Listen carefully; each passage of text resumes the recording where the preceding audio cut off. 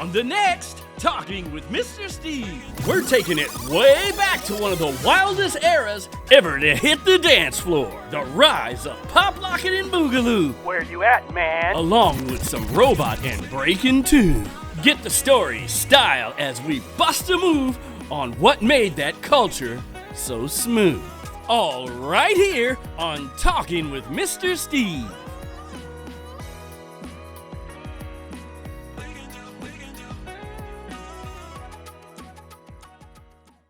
You know, a long time ago in a city far away, there was a pop-locking, boogaloo, break-dancing with a touch of robot on top type of guy.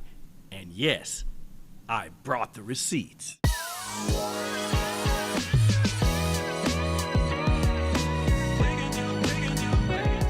The world can be a better place when there's talking going on. Welcome to Talking with Mr. Steve. Hello, hello, hello, and welcome to this edition of Talking with Mr. Steve. And for those of you who don't know, I'm Steve. And I just want to thank each and every one of y'all for coming in today. Now, today is so special. It pulls the curtain back just a little bit on just a whisper of my childhood. And because we're going to be diving into one of the smoothest and coolest chapters in dance history. We're talking about the rise of Popin and Boogaloo. And yes, full disclosure, you guys, I have to say full disclosure, I was a willing participant in this situation. That's right. This is way, way, way back in the day. I can't even remember what year it was, but I was hitting my Egyptian style and trying to do the thing that and I loved it so because that was just such an era in my own life that I appreciated. It gave me a chance to belong to a group, have a whole crew of friends, and that enjoyed the same thing. And we're going to be talking with a few of those executives who lived the life of that. With us today, I've got the man, Wes Major. Raise your hand, Wes. Yeah, that's Wes. We got Jeff. And then we have Popin' Boogaloo historian, Cosmo. Okay, Wes, we're going to start with you, sir.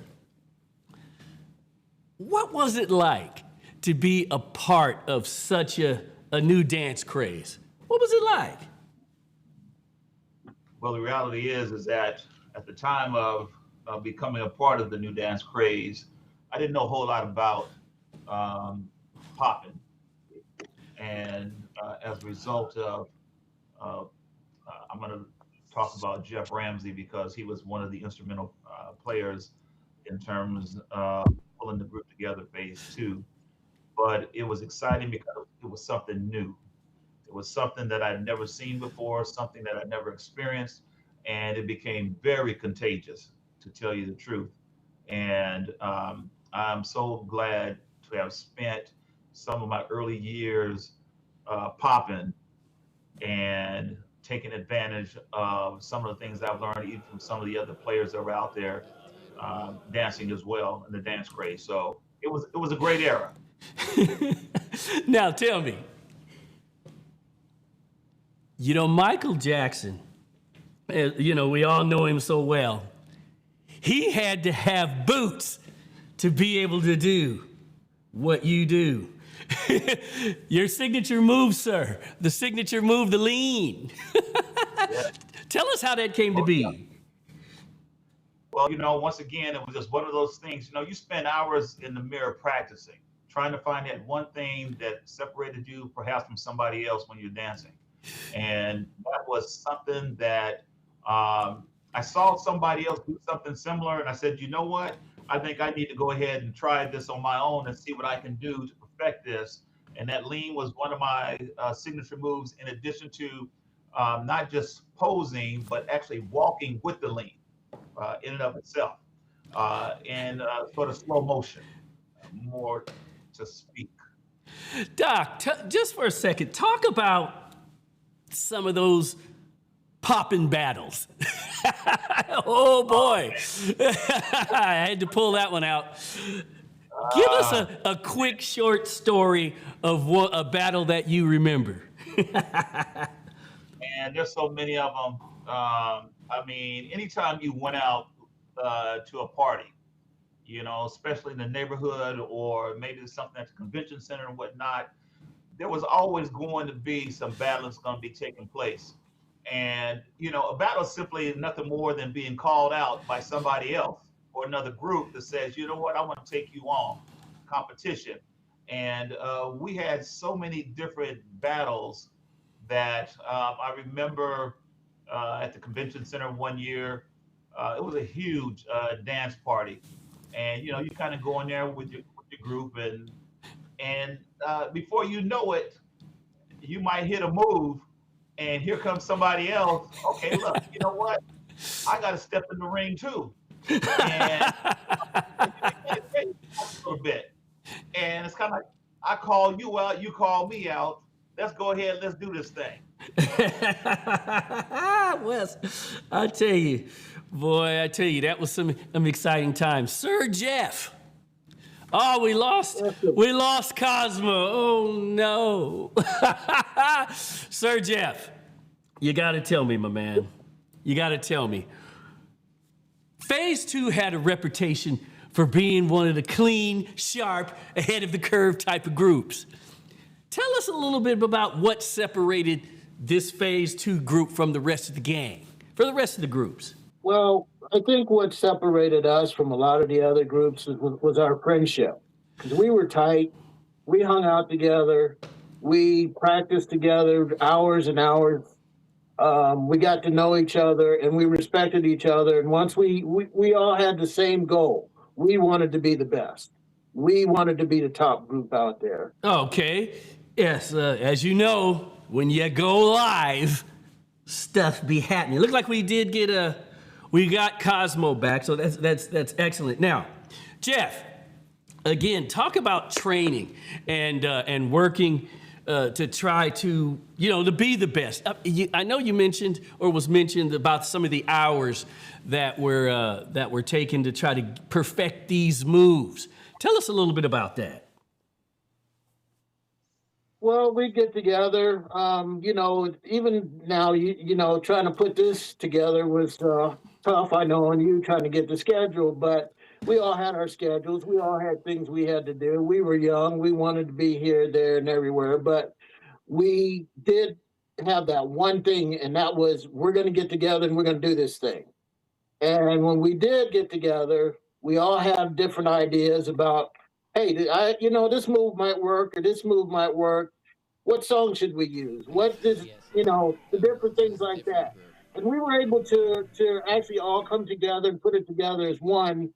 And like I said, I think that's what made us so smooth is because our friendship, the time we spent together, the practice time we spent, the ideas, we all had our own ideas. We all had our own Popin styles. And I think that was definitely something that kept us together and made us who we were.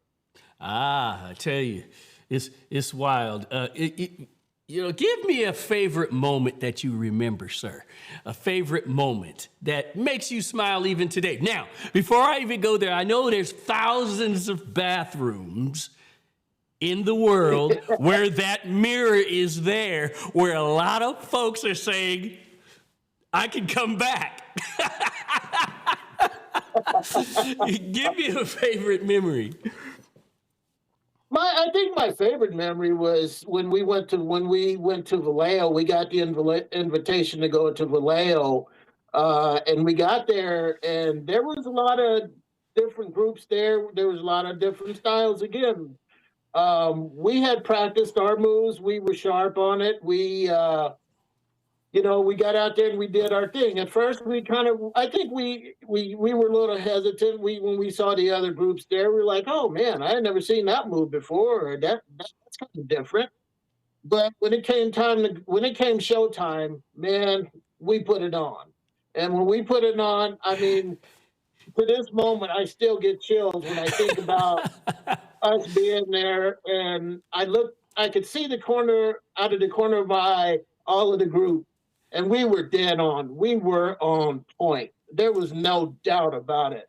And when we got done, I said, "We got this. We got Wow. this." Wow. Wow. Wow. I tell you, man, this era was so cool and fun to be in. And just the camaraderie, I can't even get the words out, camaraderie that, that we all have. And now, Mr. Historian, Mr. Cosmo, you broke off and you left us for 5 seconds, but you're back. Yes, sir. Now, you're not just a dancer, you're a historian. Tell us why it's important to preserve this culture. Why is that? Well, for me, I'm just saying for me, I talk to a lot of people. Like I said, there's a guy found me. He be on me about stuff. For me, it's because a lot of people get eras mixed up. And the other thing is that you have to know where it originated from, and that's where Oakland comes in. And sometimes you hear different things. The guy's trying to say they brought the popping part to it. We've been through that. I'm learning about other people that from their part of California that bring something to it. But I think it's very important to know the eras, because when you say breaking is not popping.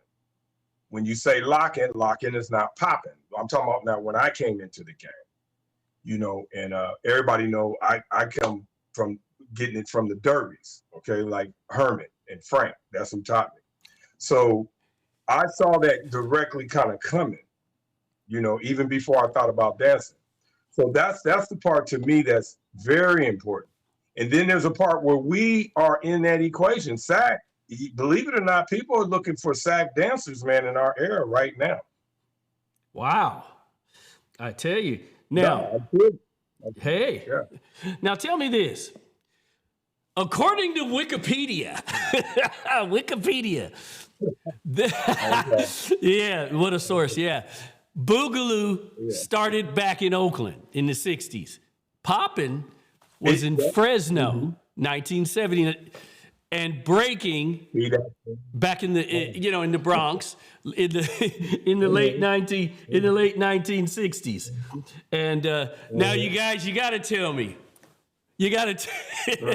Now, Wes, when breaking came into the game, how did it make you feel? How did it make you feel, Wes, when breaking came in? It's like, what in the world is that? How could that even compare to the smooth popping moves? Man, let me tell you something.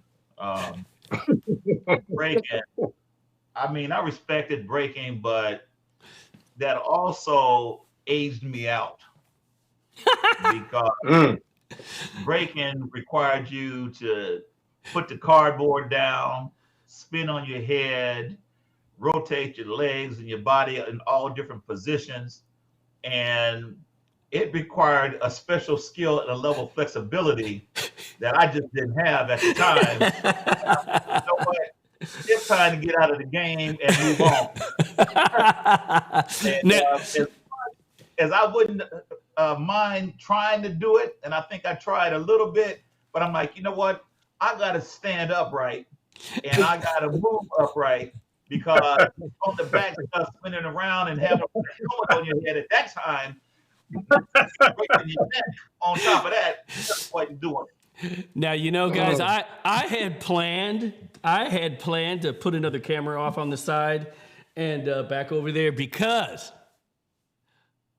I had a piece of cardboard that I had pulled off my treadmill, I guess, that I had laid out there, and I was going to show it, and I was going to say it because I'm going to say it right now. Back in the day, a refrigerator or a piece of cardboard of that size was prime real estate, baby. Prime real estate. I remember, now, oh Lord, I know I'm dating myself, going down to old Sacramento with that cardboard and making some change. made some cash, had something for the weekend. Because that was the weekend. Pop locking, break dancing, and getting busy as we are. Now, you guys, the old clock on the wall is ticking. The old clock on the wall is ticking. And I'm going to probably do a little bit of something with this, but I just wanted to say thank you. I want to say thank you for your service. That sounds a lot more military. But thank you for your service in remembering the pop, lock, break, dancing, boogaloo, ba ba ba ba ba, head spinning. And I tell you, I still got a knot on my head today that my wife tells me about it from that head spinning and stuff that I used to do trying to pop and break dancing. So with that being said, I want to thank and just give homage to all the poppers and lockers and break dances and boogalooers out there. And again, I just want to say thank you to Wes, Jeff. Raise your hand again, Jeff. I want to make sure we get you there. And then Cosmo for the history. We're going to do this again. I like the way this went. Yes. And yes, we're going to do this again. Now, I pulled up a special, let me see if I can find it. Cosmo, we all have our, we have a story to tell here. There's a story to tell here, right here. That's right. There's a story to tell there. And just real quick, we had a member in our group, this young man right here. This young man, this is Raymond. Raymond had a sister. Okay? Raymond has a sister. And I'm really going to date myself on this one, Wes. His sister, let me pull it up, right here. Don Silva, Parliament Funkadelic, the whole 9 yards. Brides of Funkenstein, a picture with Cosmo right there. Don't laugh, Wes. She was me and my older brother's babysitter back in the day. And just remember that kind of action. You know, talent grows on the street. It's on the street where we all lived and stuff. So, yes, sir. Yes, sir. Hey, you guys, Wes, Jeff, Cosmo, I want to thank you guys for taking a few moments out of your day. You could have been doing anything, but taking a few moments out of your day to spend it right here and with us here on Talking with Mr. Steve. And so we're going to close this little thing out. And with that, we'll be right back after this.